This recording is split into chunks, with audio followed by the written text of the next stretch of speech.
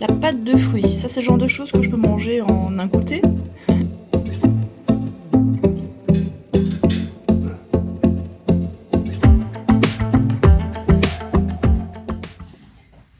Salut, alors aujourd'hui je te retrouve pour une foire aux questions. Et donc là je vais reprendre les questions que j'ai reçues sur YouTube pendant ces derniers jours, sur mes 2 dernières vidéos. Alors, j'ai mis toutes ces questions là, et on va commencer. Coucou Pauline, super vidéo, tes frites au four m'ont fait trop envie. Quelle variété de pommes de terre rouges as-tu utilisé? Je sèche, je sais pas. En fait, c'est mes parents qui les ont achetées. Moi j'ai pu en manger une partie, et puis elles étaient tellement jolies et tellement bonnes. Les variétés des fruits et légumes, ça m'intéresse pas énormément. Du moment que j'arrive à les reconnaître visuellement, en fait, ça me suffit. Mais c'est une erreur, faudrait quand même apprendre les noms, surtout si on les aime bien. Voilà. Donc désolée, je sais pas. Faut que t'en goûtes tout plein jusqu'à ce que tu trouves les mêmes qui sont satisfaisantes. Ensuite, peux-tu nous dire comment répartir notre besoin d'eau dans une journée? Je ne trouve pas de vidéo le clarifiant. Je vois que certains boivent en mangeant. Est-ce que c'est bon? Peux-tu nous éclairer? Merci bien. Bon, ça dépend un peu de... Je sais pas, est-ce que tu fais du sport? Est-ce que tu vis dans un endroit qui fait chaud? Tout ça. Ça dépend un peu de tout ça, tu vois. Par exemple, si t'as soif, faut boire. Si t'es toute desséchée quand t'es en train de manger, faut boire. Même si t'es en train de manger. Tu vois. Bon, c'est pas idéal. L'idéal, c'est de boire avant le repas. Ouais. Mais sinon, boire au milieu de la journée comme ça, sans raison, a priori non. Le mieux, c'est de boire avant manger et boire quand on se réveille surtout. Voilà. Ensuite, il y a quoi du coup dans les calissons normaux de pas vegan? Ben en fait, dans les calissons en particulier, il y a du blanc d'œuf, comme l'a expliqué Sébastien Cardinal, donc il y a du blanc d'œuf sur la petite couche supérieure. Et dans la version vegan, c'est de l'aquafaba. Là, c'est ce qu'a dit Philippe II quand il a répondu à quelqu'un. Et bon, sinon, en général, dans les pâtisseries, dans les viennoiseries, il y a des produits laitiers, à gogo, donc beurre, crème, lait, il y a des œufs aussi, donc c'est même pas la peine d'y penser. Tu vois un croissant normal, c'est pas vegan, laisse tomber. Tu vois une pâtisserie, c'est obligé, c'est pas vegan, laisse tomber. Donc qu'est-ce qu'il reste? Ben, il reste la baguette, il reste quelques sortes de pain, ouais, ça va. Mais niveau pâtisserie, laisse tomber. Mais heureusement, il y a des pâtisseries et des boulangeries rares, mais qui proposent des produits véganes. Par exemple, il y a ma copine qui a une pâtisserie végane, elle s'appelle Zoï, la pâtisserie, et c'est à Lyon, c'est Z-O-I tréma, et elle fait des trucs véganes, et ça a l'air à tomber. Donc tu peux la suivre sur les réseaux sociaux, et si tu habites à Lyon, bah, tu es très chanceux. Hein. Bon, sinon, pour, je sais pas, les donuts, toutes sortes de petits pains véganes, on en trouve à Paris, hein, mais dans les autres endroits, c'est un peu plus dur d'en trouver. Heureusement qu'on a Internet qui nous dit tiens, va voir là, tu vas trouver ton bonheur. Ensuite, pour ou contre le véganisme chez les enfants? Ben, pour. Hein. En fait, c'est pas très compliqué, il faut juste savoir quelques petites choses. Alors, ce que je te conseille de faire, c'est d'aller voir les réseaux sociaux d'une maman végane qui fait déjà ça depuis des années, avec qui ça fonctionne, qui a lu ce qu'il fallait. Et bon. Et par exemple, Maman Vegan, elle s'appelle comme ça sur YouTube, je crois qu'elle est aussi sur Instagram, oui. Et puis elle va expliquer comment faire avec les enfants.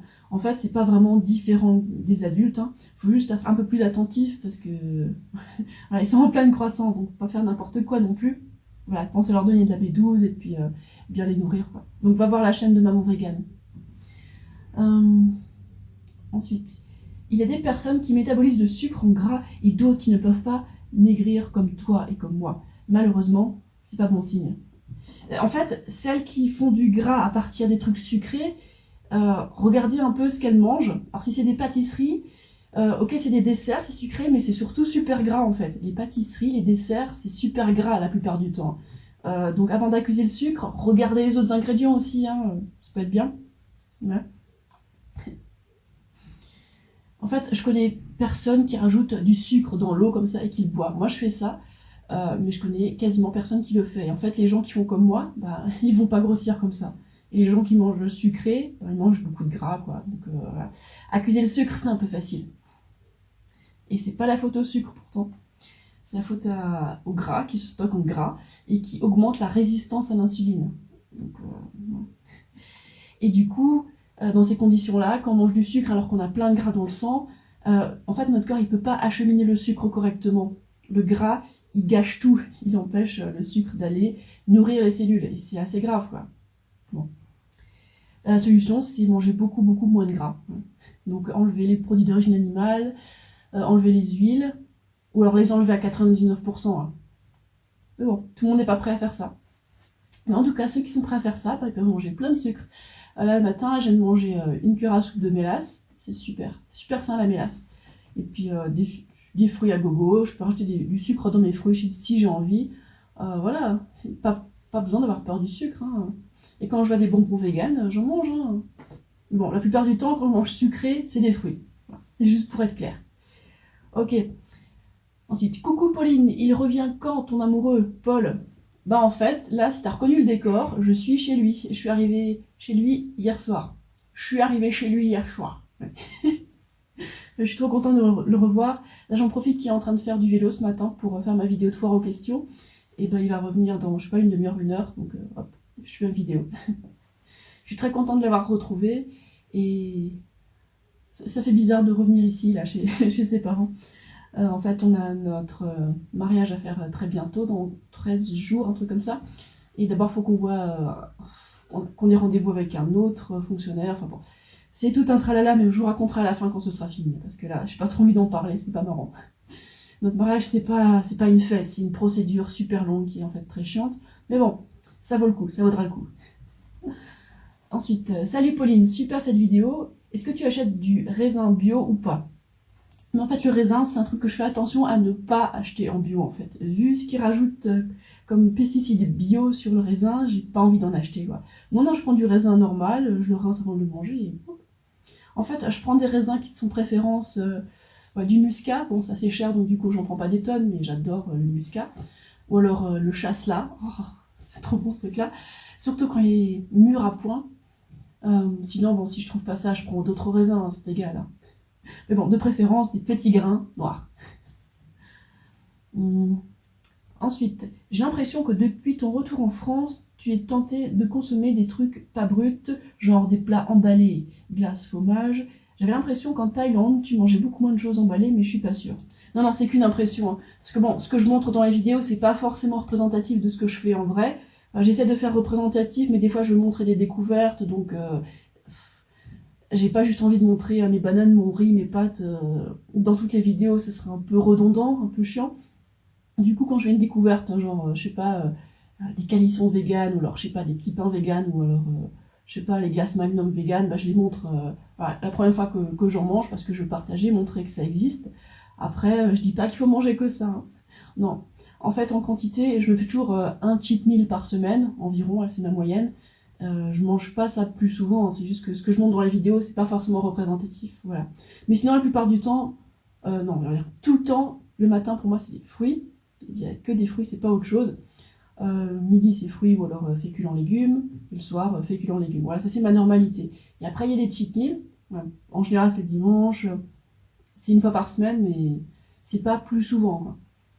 Alors que je suis tentée, oui, mais bon, je m'en lasse très vite en fait de la junk food. Et de toute façon, quand c'est gras, tu sais que Pauline, elle va pas en manger souvent, parce que Pauline, elle veut pas être en train de dormir après ses repas, elle veut pas prendre du poids inutilement, elle veut se sentir bien dans sa peau, donc voilà.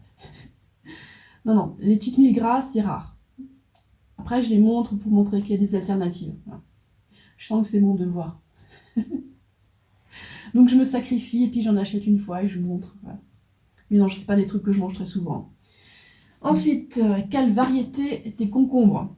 En fait, je sais qu'il y a 2 variétés de concombres. Il y a, je crois, le concombre anglais et l'autre côté, il y a le truc qui est comme le cornichon, mais en plus grand. En fait, j'achète les deux. J'aime bien les deux. Je n'ai pas trop de différence niveau goût. On voit juste des petites différences au niveau de la peau, quoi.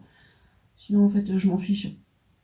Je fais pas trop attention. J'achète les 2 variétés. En fait, je trouve que manger des concombres, c'est un peu plus pratique que de manger de la laitue parce que niveau lavage, c'est tellement plus vite fait. Le concombre, hop, on le rince et c'est fait.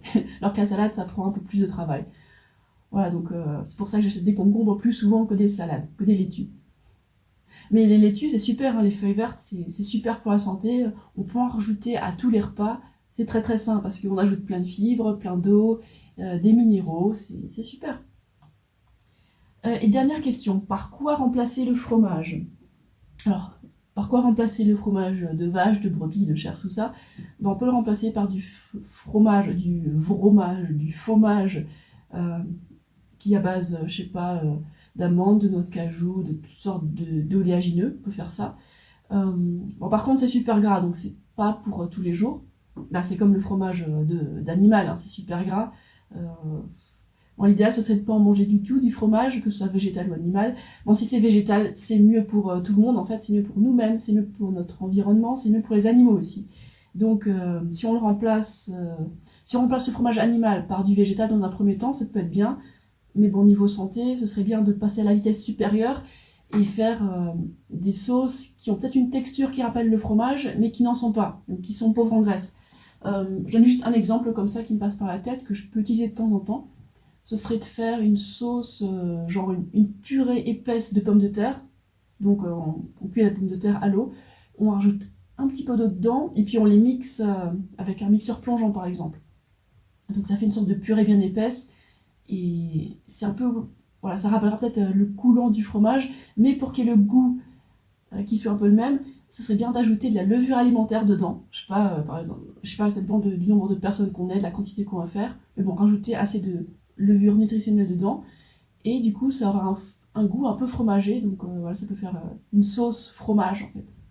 Bon, j'ai la recette détaillée dans mon groupe Facebook si ça t'intéresse. Et bon, en tout cas, le fromage, les gens ils adorent le fromage parce que bon, il y a un opioïde dedans. En fait, c'est pour le petit veau ce truc-là. C'est pour que le petit veau revienne vers sa mère parce qu'il est accro au lait, mais c'est très bien ça, c'est parce que c'est pour lui, hein. Il est tout à fait adapté à ça. Mais nous, en tant qu'humains et adultes, manger des produits laitiers, c'est pas une bonne chose. C'est plein d'hormones IGF-1 qui est cancérigène. En plus, quand on sait ce que ça implique éthiquement de consommer des produits laitiers, c'est inacceptable. Bref, quand les gens ont envie de fromage, ça veut généralement dire qu'ils n'ont pas mangé assez de calories. Alors, du coup, ils se ruent sur le fromage parce qu'ils ont encore faim, parce que je sais pas, ils ont voulu baser leur repas sur des légumes, et du coup, après, ils ont encore faim parce que les légumes, c'est extrêmement léger en calories. Donc, ils mangent du fromage sur du pain, par exemple, du fromage tout seul, ou je sais pas quoi. Et en fait, le fromage, c'est hyper dense en calories, c'est quasiment que de la graisse, et c'est très salé aussi. Si les gens devaient manger le fromage sans sel, ils en voudraient pas, hein, tellement le goût passerait pas, quoi. Donc bref, le fromage, c'est plein d'aliments super sains, c'est beaucoup trop gras, et c'est super salé, donc c'est vraiment pas quelque chose qui est bon pour nous, quoi. En plus, il y a des hormones cancérigènes dedans qui favorisent la croissance de choses dont on n'aurait peut-être pas envie, quoi. Et aussi, il faut savoir que la graisse, c'est 2 fois plus dense en calories environ que les protéines ou les glucides. En fait, 1 gramme de graisse, ça contient 9 kilocalories. Et en fait, le moindre excès de graisse qu'on mange, c'est de la graisse qu'on va stocker. Voilà, faut le savoir. Ok, c'est tout pour la formation d'aujourd'hui. Je ne sais pas encore ce que je vais faire comme vidéo ici. Ça dépend si on va visiter des choses, si on va manger des choses particulières. En tout cas, je pourrais commencer par faire simplement une journée dans mon assiette et puis montrer un peu comment ça se passe ici. Voilà. Ok, c'est tout pour aujourd'hui. Salut!